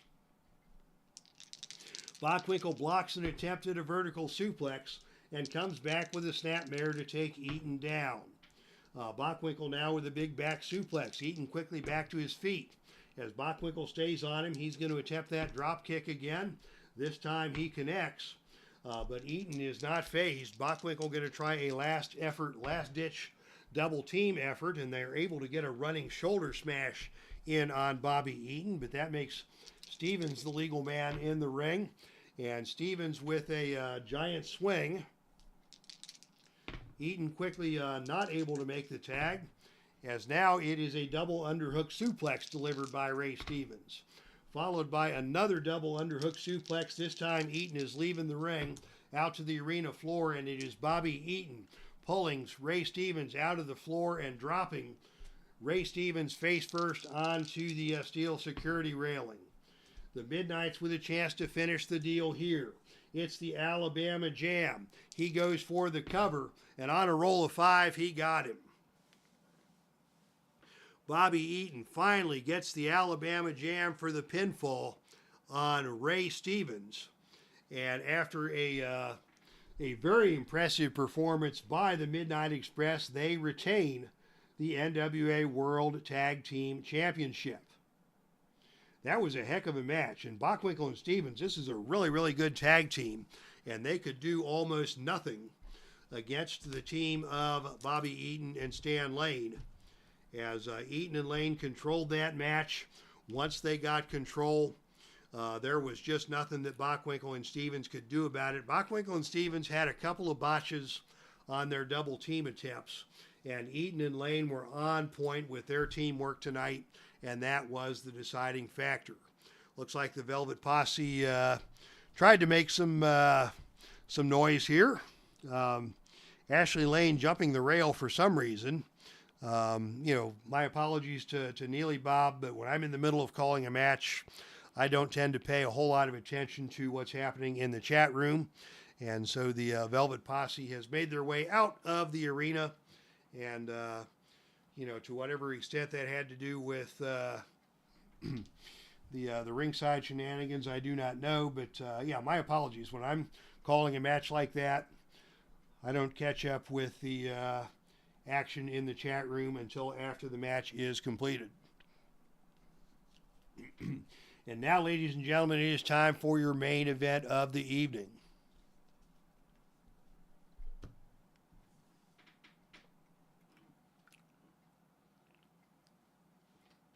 Or maybe it's just Neil's bedtime. Who knows?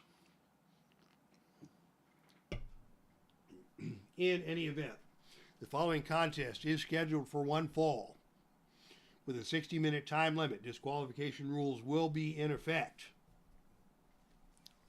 as this match is for the NWA World Heavyweight Championship. Introducing first the challenger, out of Marieville, Quebec, Canada. He stands at 5'11" and weighs 255 pounds. He is a former NWA World Heavyweight Champion. This is wrestling's worst nightmare, Kevin Steen. And his opponent is your reigning and defending NWA World Heavyweight Champion out of Camden, New Jersey. He stands at 6'1" and weighs 227 pounds. He is the original Nature Boy, Buddy Rogers. So Buddy Rogers set to take on Kevin Steen in tonight's main event. And gosh, I'll tell you, if this event is anywhere near as good as the last two matches, y'all are in for a good time. We've had some really, really good matches here tonight. The last two matches, especially with PORTIA, PEREZ, and then the Midnight Express successfully defending their titles. So, Buddy Rogers and Kevin Steen coming together in the center of the ring. Very emotional wrestler is Kevin Steen. Buddy Rogers, of course, a very cool customer. Not a particular beef between these two men compared to Steen's animosity toward the former NWA World Champion Pat Patterson. Steen and Patterson, very contentious relationship. But Rogers and Steen, both strictly business here tonight in Chicago, attempting to bring home the biggest belt in the Heartland. And it will be Buddy Rogers starting things off as they come together in the center of the ring. He's going to attempt a flying head scissors. This is a choice C maneuver. He'll need 7 or lower to hit that. And on a roll of 11, Steen saw that one coming from Toledo and dodges the attempted head scissors, and it is Steen coming back with a fisherman buster on the knee. That is nasty. And after that opening exchange, Steen is in control. And Steen thought about a whip to the turnbuckle. Instead, he is going to roll up and go for the good old-fashioned Greco-Roman eye gouge. Eye gouge by Kevin Steen has Buddy Rogers stunned but not going down. And now Rogers tries to follow that up with a enziguri. That's an agility move. Rogers easily ducking out of the way of that one. To the surprise of no one, Rogers, the more agile of the two men in this match, Steen will have the advantage of the power. And now it is Buddy Rogers hitting a pile driver on Kevin Steen, and Steen slowly getting back to his feet. Rogers stays on him with another jumping knee smash, and that is going to cost Steen the first point of fatigue of the match. Both these men with 1 pinfall rating. And now Buddy Rogers prevents Kevin Steen from getting out of the ring. Rogers instead keeps his man in the ring with a big drop kick that puts Steen back down on the canvas. Rogers back in control. He is going to go up for the death jump. And on the death jump, Rogers successful with a big flying double axe handle off the top rope that puts Steen back down onto the canvas. Rogers now goes right to the figure 4 grapevine. He could end things right here on a roll of 6 or lower. But on a roll of 7, Steen just able to get the bottom rope before being forced to submit. So Buddy Rogers quickly asserting himself and showing what a dangerous champion he is. Rogers now back in control with the atomic drop. And now Steen rolls out of the ring and down to the arena floor. This is where Steen is dangerous, but Buddy Rogers able to catch Steen by the back of the neck and just hurl him into the crowd. And let's see, that is a roll of 12, so that is a possible count out. The count out will happen on a roll of 3. Steen able to make it back into the ring, but that is going to cost him another point of fatigue. And now Rogers is going to pull Steen back into the ring. Steen trying to lure Rogers out, but Rogers suplexes Steen back into the ring. And now Rogers with a hard punch that staggers Steen. Steen getting to his feet. He can take a punch. Now a hip toss by Rogers takes Steen back down to the canvas, and now it is Rogers with a whip to the ropes. Off the ropes comes Kevin Steen, and oh, would you believe that Buddy Rogers set his head a little too soon, and Steen caught him and pile drive Buddy Rogers onto the canvas. Rogers is down, and Steen is now in control. A sleeper hold suplex stuns Buddy Rogers. Steen follows that up. Thought about a whip to the ropes, and instead went with the attempt at the enziguri and missed. And it is Buddy Rogers catching Steen again with another dropkick, taking advantage of his athletic ability to put Steen back down on the mat. So Steen's hopes at a comeback were short-lived there, and now it is Buddy Rogers with an elbow drop, and Steen rolls out of the way. Steen ain't dead yet. Steen comes back with a somersault leg drop that stuns Buddy Rogers. Steen now. Whip to the turnbuckle. Off the turnbuckle comes Rogers and lifts a knee to the head of Kevin Steen. Rogers now with another big pile driver. Steen getting back to his feet slowly. Rogers pile drives him again, and this time Steen rolls out of the ring and down to the arena floor. And on the arena floor, it is Steen who grabs the leg of Buddy Rogers, brings him out and smacks him with an Irish whip into the ring steps. Buddy Rogers now is staggered by that blow. Steen is on him. Steen with a high angle senton bomb. Steen following that up with a death jump coming up for Kevin Steen. And on a roll of 8, Kevin Steen with a flying shoulder tackle off of the top rope, putting Rogers down onto the canvas. Steen now going for the package pile driver. He's got his own +4 finisher. The pin roll here is 5. And on a roll of 5, we have got a new World Heavyweight Champion. Kevin Steen hits the package pile driver on Buddy Rogers. And out of nowhere, Kevin Steen has won the NWA World Heavyweight Championship for the second time. Kevin Steen with a package pile driver out of nowhere, shocking the world and shocking Buddy Rogers. Buddy Rogers cannot believe that Steen caught him with that package pile driver and pinned him 1, 2, 3. But Kevin Steen, a dangerous, dangerous man indeed. I don't think Rogers expected Steen to go to the top rope. Steen proved to be a much more athletic big man than what Rogers was expecting. And after that top rope drop, the shoulder smash by Kevin Steen, it was the package pile driver. 1, 2, 3, your winner and new NWA World Heavyweight Champion, history made here in Chicago, the one and only Kevin Steen. All right.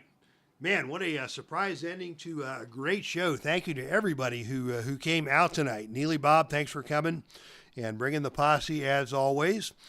Salvador America solo promoter Grant Pachoco was with us here tonight. Jay Randus here with us tonight. Pops Reviews, always a privilege to have you on board. Kathy Evans, Captain Carl, Dufferman, Dave Gardner, Jim Lawrence, Derek Bauman, Barbara 113. A great cast of characters here tonight in the Heartland for tonight's hype show. The Heartland YouTube production event, Heartland 133, All My Rage, history made here in Chicago with a new NWA World Heavyweight Champion crowned. Thank you once again for everybody who tuned in here tonight. That's our stream, and I am out of here.